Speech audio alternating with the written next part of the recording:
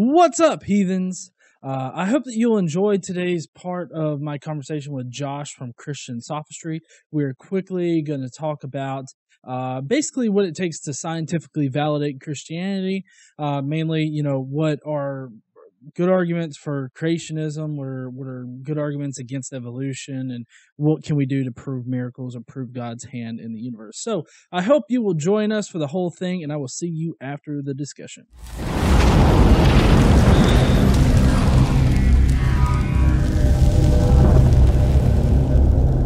So, I brought up the first thing. Was there anything particular that you wanted to talk about with me as far as my position goes? You would think that I would have come up with questions that would have been good to ask you. There's questions that I kind of ask everybody just for the intent of my channel. I very much try to inspire Christians to think opposite of what they believe. In order to relate to people of other worldviews, I guess. So you come from the position of naturalistic evolution, right? Yes. You don't believe in creation, young Earth creation, old Earth creation, or any variation of that. So I guess just to get a feel for what gauge what you believe and how you have thought of both sides. I know you've mentioned in your video that you were previously a Christian. What do you think the best arguments are against naturalistic evolution? The best argument against naturalistic evolution? Yeah.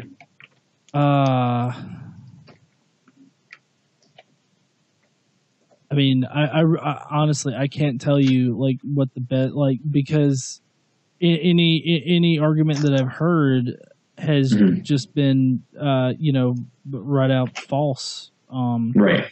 Because there's actually just had a text conversation debate with some guy who says that carbon-14 disproves evolution. And that's just simply not correct. And of course, he wasn't going to listen. And so I don't think that there's a good argument against evolution. I guess I think that other people think that they have a good argument against evolution. And probably the most popular one that I've come across has to be the fossil record, I guess. Saying that there's no transitional fossils. That's just simply false. Right, absence of that's even if that was, I wouldn't say that that's a coherent argument pointing to the absence of evidence as evidence to support your position. Yeah. That like I said, I'm not saying that that's the best argument that I've heard. That's just the most popular one that I've really come across. Right. They also like to recite the whole. It's a Frank Turek thing. It's like from the goo to the zoo to you or something like that. Basically, saying that evolutionists think that you just come from slime. And then you go from slime to an animal, and then from an animal to Yeah.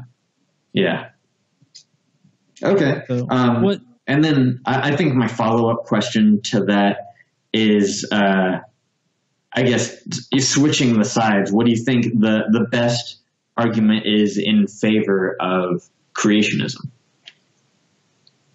The best argument in favor of creationism.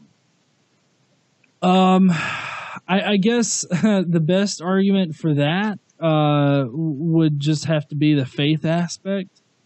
Okay. Like you just got to have faith to believe it, and I mean that seems to be what it boils down to for most people is that they only believe it based on faith, and that because of the way that the Bible's structured and how the faith is written and constructed.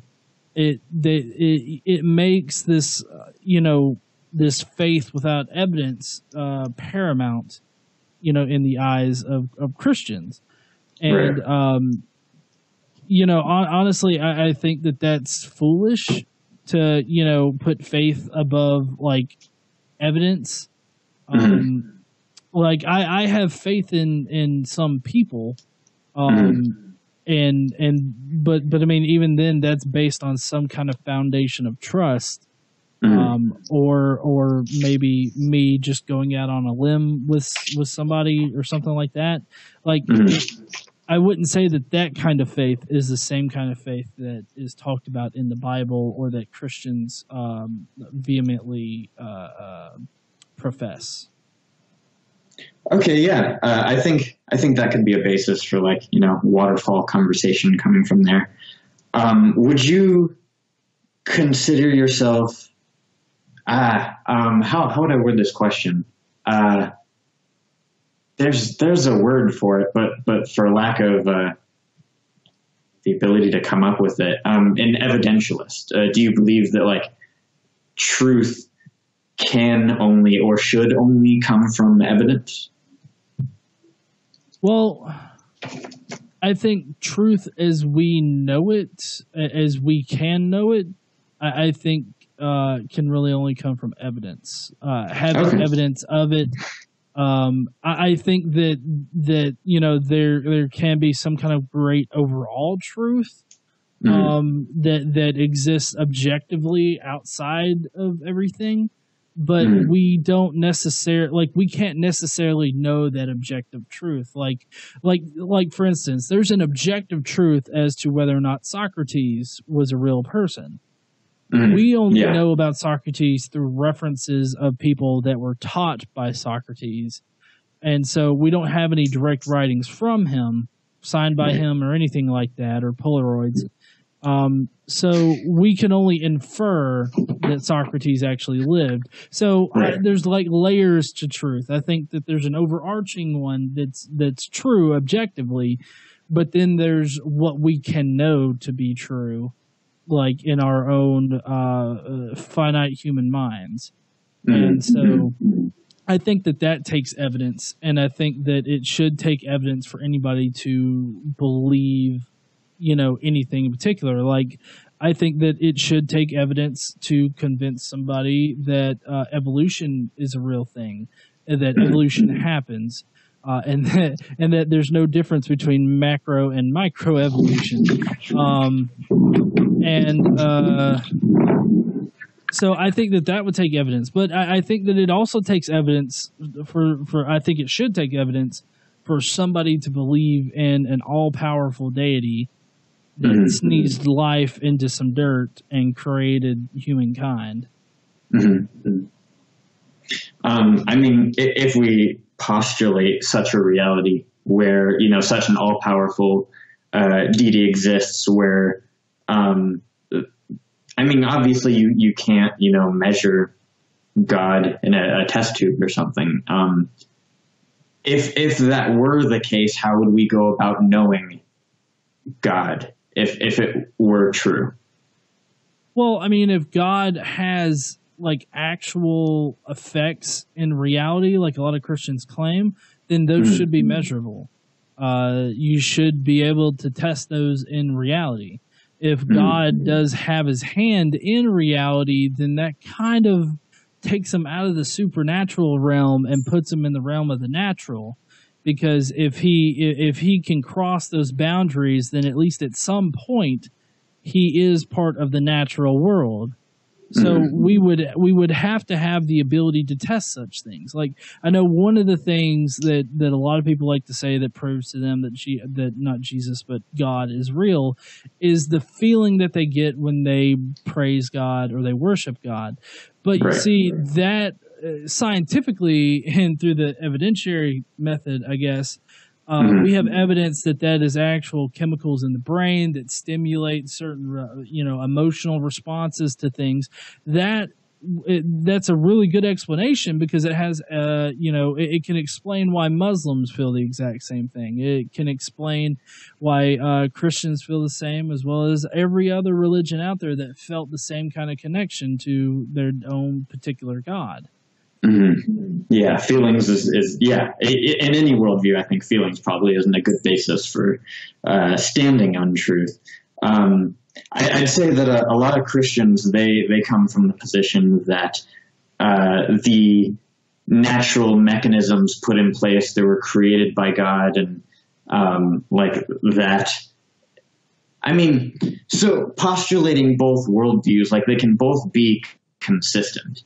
If it is just, chemicals and natural mechanisms, then, that's what we see today. But if God created them, that's what we see today.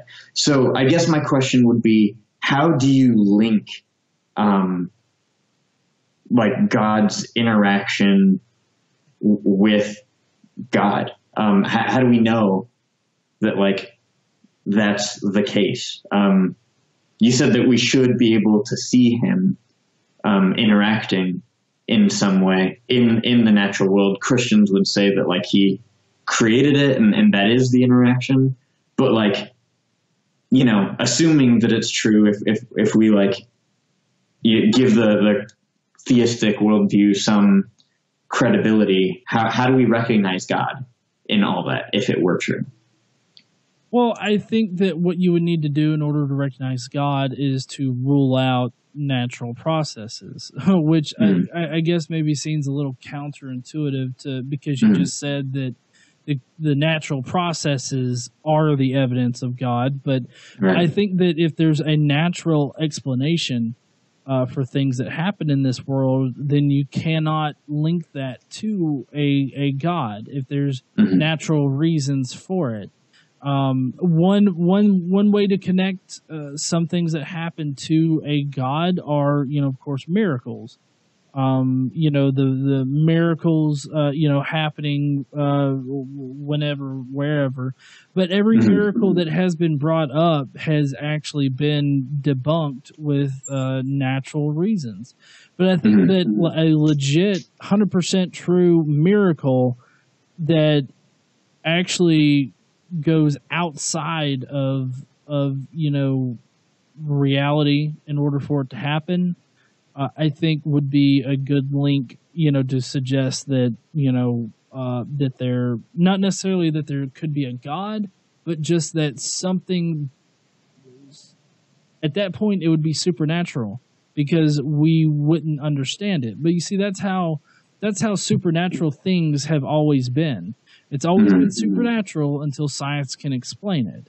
So you would need to find that one supernatural thing that science cannot explain. Yeah. And so that would be the link to, I guess, a supernatural, maybe not being, but just a supernatural existence, force, maybe. Yeah. Existence.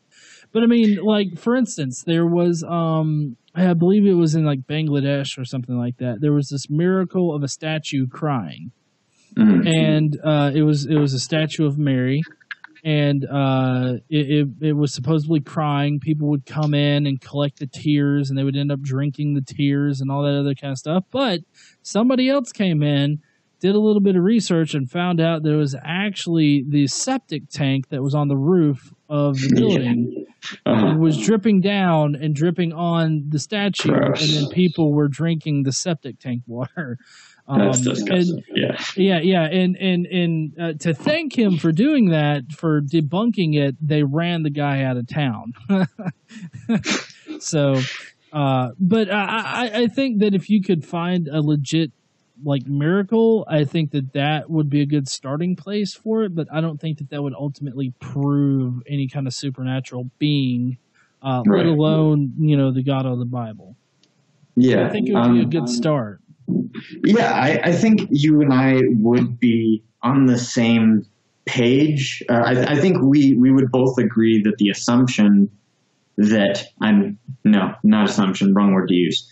The idea that miracles can't be evidentially recognized, I think you and I would both say that that's not possible. Because, so one of the first videos that I did on my channel was a video that was titled something to the effect of miracles can't be proven, or something like that. Some clickbaity type title like that. and I talked about how the definition of miracles is something that defies nature, something that defies the like natural order of things. And I think to say that that miracles have been disproven because we can point to the natural order of things.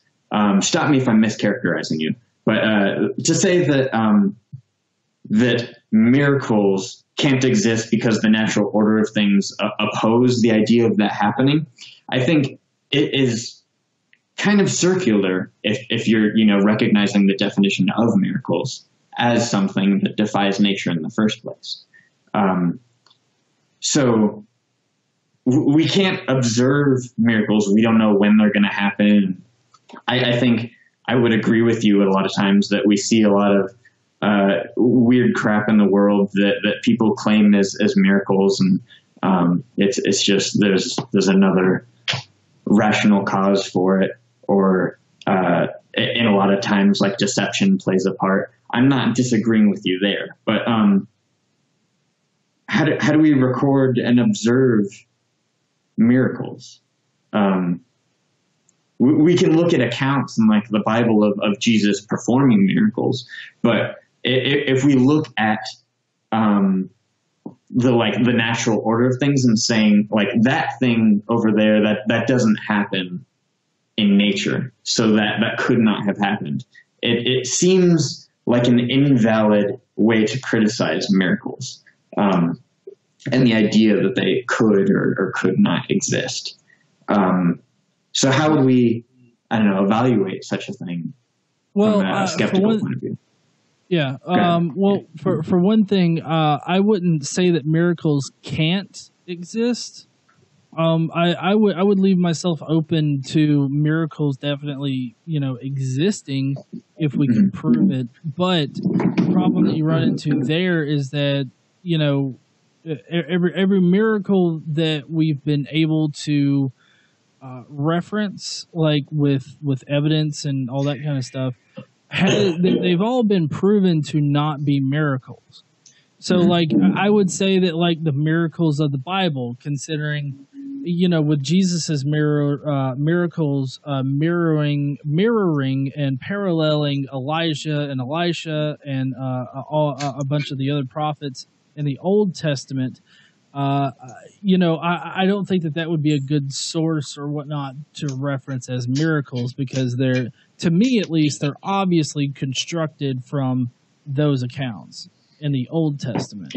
And so, I'm sorry, I know I kind of got off on a tangent there, but your original question was, how can we test miracles? Yeah, like how would we know when they happen?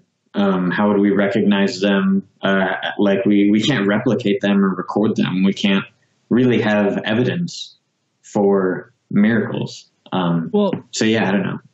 Well, I wouldn't say that necessarily. I mean, we do have like evidence, whatnot, of quote unquote miracles. Like for instance, there was that not the Shroud of Turin, that one shroud or whatnot that had the Mary, the Virgin Mary, like on it. Like the guy, he had the fabric rolled up and he was running to the church, and by the time that he got there and he dropped the fabric, a mural of the Virgin Mary was there, and it was claimed to be a miracle. That's of course, hogwash. That wasn't a miracle. It was just a painting by some guy. Right. But there's that, and then there's the whole idea of sainthood in the Catholic faith. They have to, in order for somebody to be considered a saint, they have to perform 2 miracles after they have been dead. So, I mean, like, they're not miracles that could happen while they're alive. They're miracles that can happen after they're dead. And I want to say, I can't remember who the saint was, but, like, there's one person that was inducted into sainthood, and like the proof of the miracle was that like they put like the cross that the person used like on this tumor, and then along with medical treatments and whatnot, the tumor went away. And like that was a miracle because they used the cross. And you see, that would be an example of a miracle, a claimed miracle that we would have evidence for, and that we can test the supernaturalness of it, which is not supernatural, because they also use medical science in order to shrink the tumor. So that's not a miracle. Yeah, I guess I wouldn't define that as a miracle either. I think my point is just that though not impossible, I think miracles would be very, very difficult, if not near impossible, to measure or recognize or see. But I think that might be a good segue into like the next question that I wanted to talk about, because Christians would argue that Jesus is the interaction of like God with the world, and I know you're doing a series of videos on the mythical Jesus, Jesus not being a historical figure, and an idea that I think I appreciate in a lot of ways. I like the idea of exploring the idea of Jesus as a mythical figure, because it pushes back on Christians and helps us to realize that outside of the Bible, there aren't a whole lot of evidences to affirm Jesus as a historical character. But I guess just to start the conversation up, what are a few of the primary reasons that you believe that Jesus was a mythical figure as opposed to a historical figure? All right, heathens. If you want to see that part of the discussion, you're going to have to wait till next week. I couldn't really find a good end to that particular portion, so I figured I'd end it on the question that he asked me for next week. Maybe it'll get you guys to tune in. I don't know. Is anybody really watching these? Anyways, guys, I will see you guys tomorrow, and I hope you guys have a lovely, lovely week. Don't forget to stand up and use your voice. Bye, heathens.